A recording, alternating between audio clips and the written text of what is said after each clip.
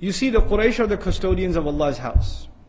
So they're supposed to, and Ibrahim made dua to Allah that the people all over the world, their hearts should be softened towards this house. Okay?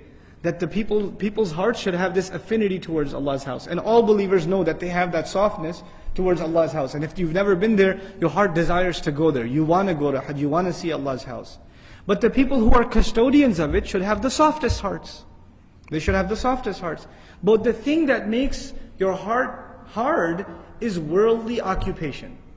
You're busy making a buck.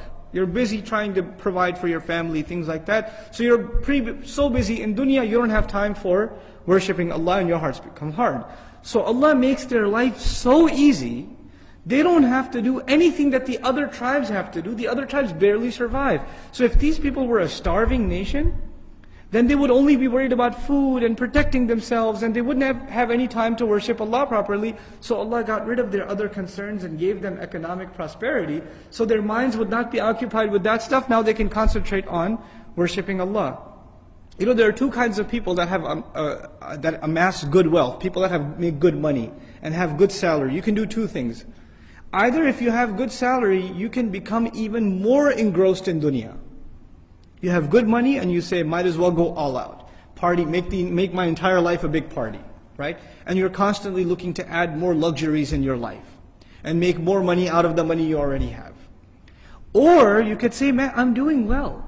There's food on the table, there's a roof over my head, I'm doing well enough. So you know what I need to do? Now that my time is freed up from having to seek dunya, and Allah has provided me enough, I can take breaks and study Allah's deen and worship Him, and maybe take 10 days off and make i'tikaf in Ramadan. Because even if I don't make that extra bonus money, there's still enough in the house. We're doing okay. So I can take some extra time out. I can do some extra worship to Allah subhanahu wa ta'ala. And no one should do that more than the custodians of Allah's house, is the essential argument. You know, this came to mind. I don't mean to knock on physicians or anything, so don't take this personally if you're a physician.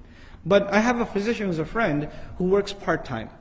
You know, he's got a couple of kids, he works part-time, and he makes good money. He makes like a couple of $100,000 a year. Decent salary for a part-time physician, right? And so somebody asked him, why don't you work full-time, man? He goes, yeah, I could work full-time and make 600,000, 500,000, but I'm doing okay with 200,000. And I need the rest of the time to memorize Qur'an and to teach my kids and to spend time with them and to do things with them.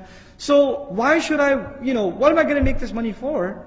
If Allah has given me enough and I can do better things with my time and spend my life in a more meaningful way, then why not? Allah didn't create me to make more money. He created me for another purpose. So if I can survive doing less and do more meaningful things, why not? What a beautiful answer. Because you know what I find? People who do make a lot of money, you know what ends up being sacrificed? The family. They don't get any time. You're too busy making the money.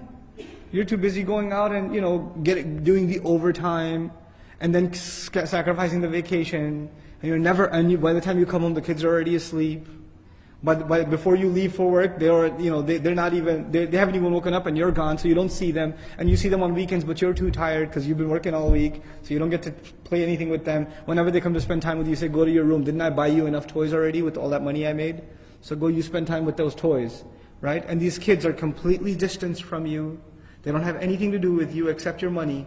And by the time they get older, and they're independent, and then you have a little bit of time, you've retired, or you want to spend some time with them, and you say, talk to me, son, for a little bit. They say, I gotta go, Dad, I don't have time.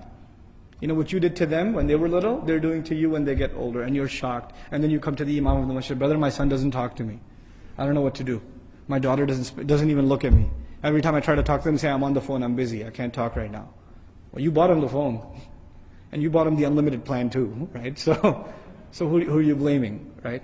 But the idea that I'm trying to present, that third concept, is that Allah softened their hearts because they, more than anyone else, need to be economically concern-free so they can devote themselves to the worship of Allah's house and taking care of that house.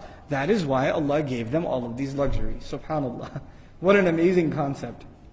Now, next time somebody enjoys good wealth, they should think about, why is Allah giving me this wealth?